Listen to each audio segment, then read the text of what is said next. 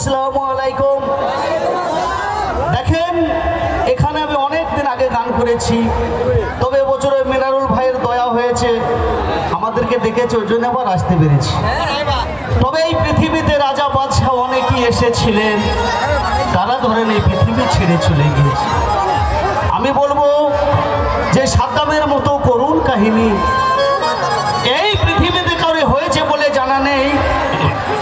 তিনি ছিলেন পাকা ইমানদার এবং নবীর বংশধর, কিন্তু জানি না কেন ফাঁসির কাস্টে ঝুলছে।